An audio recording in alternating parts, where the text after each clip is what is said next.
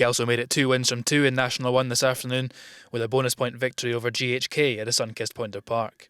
A minute's silence was impeccably observed prior to kick-off in memory of Queen Elizabeth II, but it took just 2 minutes for the crowd to find their voices as Kelso came flying out the traps.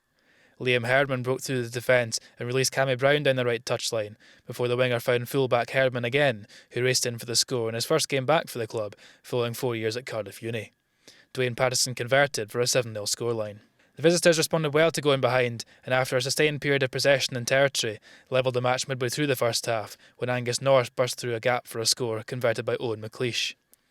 The home crowd had very little to shout about until the half-hour mark when number 8 Bruce McNeill burst through a ruck deep inside his own half and set off in a rampaging run, which was halted just 2 metres short of the try line. But Kelso did get their second score just 2 minutes later, when after a number of phases the ever-dangerous Keith Melbourne powered his way over the whitewash. Patterson's touchline conversion fell just wide of the target. Just as the first half was nearing its close, Patterson landed a penalty from midway through the GHK half to extend his side's lead to 8 points at the break.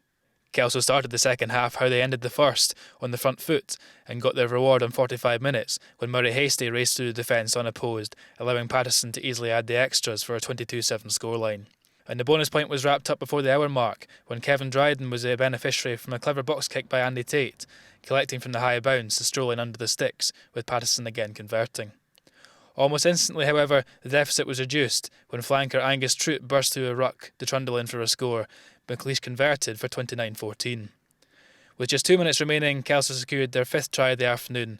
From the back of a driving maul, Charlie Marshall released Andy Tait for a sniping run into the right-hand corner, much to the delight of the home crowds. There'll be elements of the performance which head coaches Kevin Utterson and Bruce McNeill will want to see improved next week at Biggar, but it's job done for their side. Full time at Poynder Park, Kelso 34, GHK 14. After the match, I got the thoughts of Kelso scrum half, Andy Tait. So Andy, a bonus point victory here this afternoon. What are your thoughts on the match? Yeah, it wasn't a vintage performance by us. GHK dug hard.